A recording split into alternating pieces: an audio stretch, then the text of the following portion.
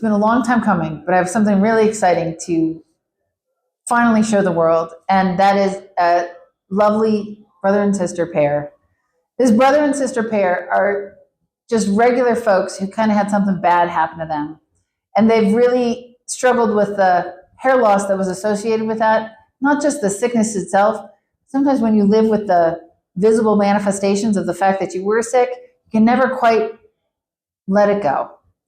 And we were able to help this brother sister pair, who are simply amazing people, to move through this whole episode in their lives by doing something that's really rare, which is an allogeneic transplant from a brother to a sister.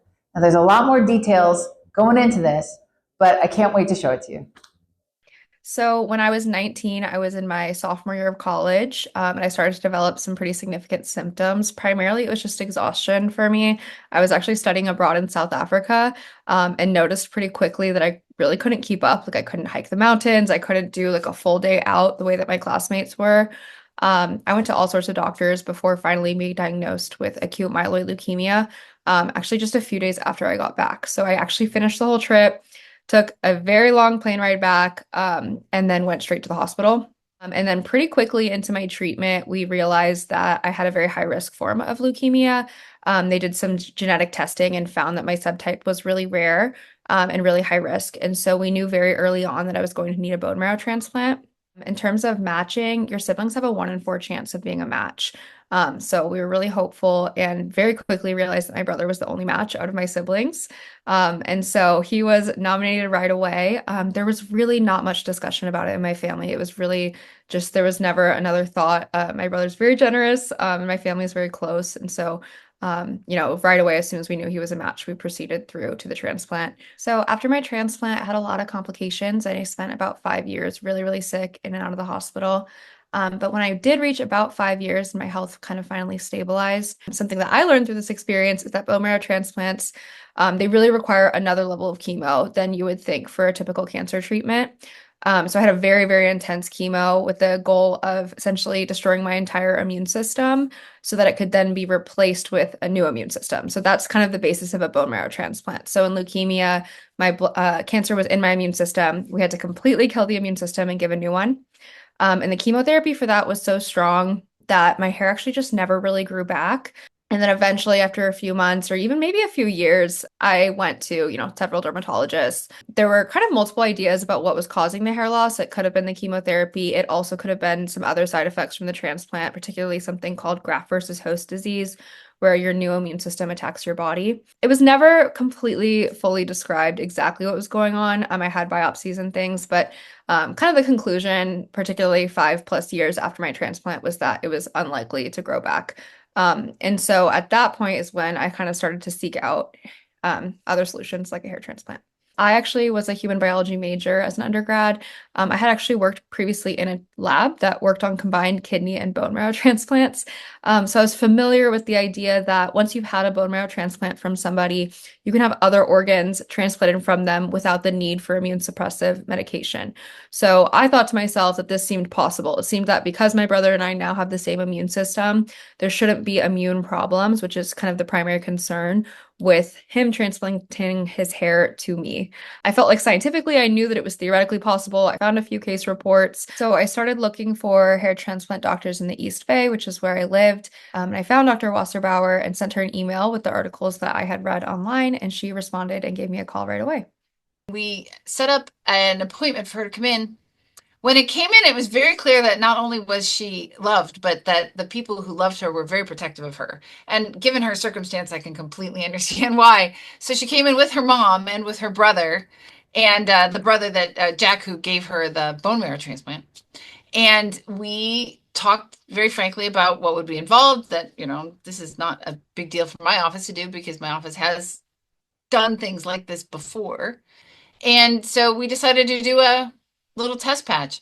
The main question from my perspective, being both the technician and the doctor, was what is going to work the best in her case, which is why we did a little test patch on each side. One was the FUE technique, which was new since the previous case report had come out. And the other was the linear technique, which is what had been used previously. So that was the big question for us to answer. Make sure that because she had graft-versus-host disease, that the healing wouldn't be a problem, that the growth wouldn't be a problem. And I didn't anticipate any of those problems, but it pays to be cautious in cases like these. So after the test session, Brooke comes back with her brother Jack, and they've both healed beautifully. But when we come to the 6-month follow-up, that's the real point at which we can see whether or not this is actually working and maybe make a decision between the FUE version and the linear version, which, just so everyone knows, the transplants in the frontal area, the recipient areas, have no difference between the two types. All that matters is for the shape of the scar in the back of the head.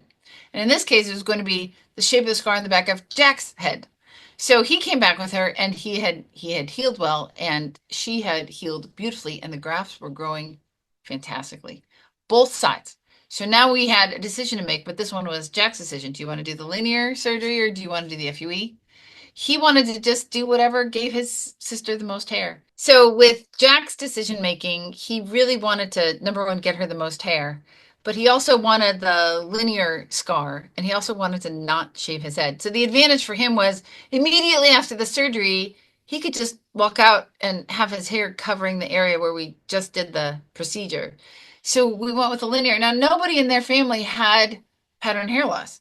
So that, it was another reason that it made her extra self-conscious, is because everyone else had tons of hair. There was no concern about having familial hair loss, and we scheduled the linear excision surgery for as soon as they could make it. The morning of Jack, my brother and I came in really early, and we went to separate operating rooms so that they could take the graft from him and then bring it over into my room and place the hairs. It was almost 3,000 grafts and about 6,000 hairs. And we decided to focus primarily on where I had not only the worst hair loss, but also where it was most visible. So we weren't able to fill every single section of hair loss that I had, but Dr. Wasserbauer did a great job of mapping out what would make the biggest difference in terms of basically aesthetics and cosmetics. So she focused primarily on my front hairline and then the sides of my head. It was also really interesting because one part of the procedure, which is taking the donor tissue, and then we had to take it to the next room in order to implant it. So we were only numbing one side of the patient's head in both cases. And Brooke was really wonderful in this case. I think she'd been through so much that she just wanted to sit back and, just have it happen. She literally, the needles did not bother her at all. She didn't have any issues with it. She's like, I've been through so much. All I want really to have is hair. And so when we started to discuss the aesthetics of it, she really didn't have any concept of, what she wanted. She just wanted hair. So what we were able to do for her was kind of draw on our knowledge for filling in female hairlines and finding a clinical situation where the doctor really knows a lot about restoring a female hairline is critical to making the whole surgery work. So you need to have somebody who really understands what a female hairline looks like and what would make her look her age and what would make her look appropriate. So now it's a year later. I think everyone really wanted to help Brooke just have that back. So they came back at a year and the hair had grown beautifully. It had filled in beautifully. It looked completely natural. She was able to start playing with it. Jack looked really good.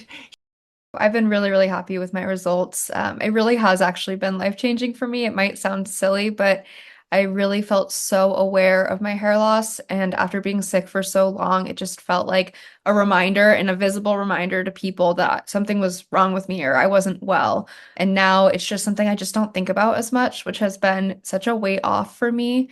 I do actually still have a couple decently big bald spots. Dr. Wasserbauer did a great job of covering them up with the way that she kind of placed the hairs. But we have thought about doing another one in the future to thicken things up. So maybe in the future, but for now, I'm really, really happy. I'm kind of coming up on 10 years post-transplant. I'm really healthy. I feel really good. And I'm, moving forward with my life.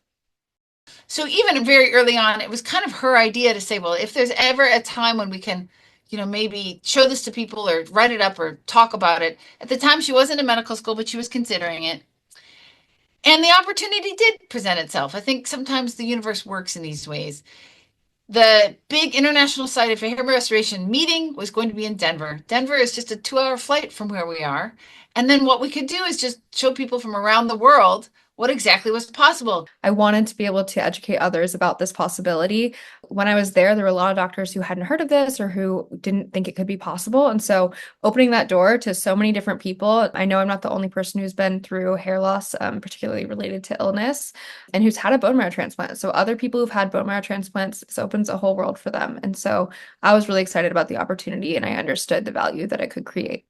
In the future, I'm really hopeful that this kind of case will open people's eyes to what's possible, and that all this knowledge will start to be spread around the world, even to people who don't necessarily do linear surgeries, even to people who aren't have a big staff or aren't interested in these reconstructive cases. At least just knowing that this is possible, and hopefully with Brook's help, we'll be able to publish this and get this information out there so lots of people know that this is possible. Then a lot more people can be helped, and that's really the whole goal of the whole thing, is to pay it forward.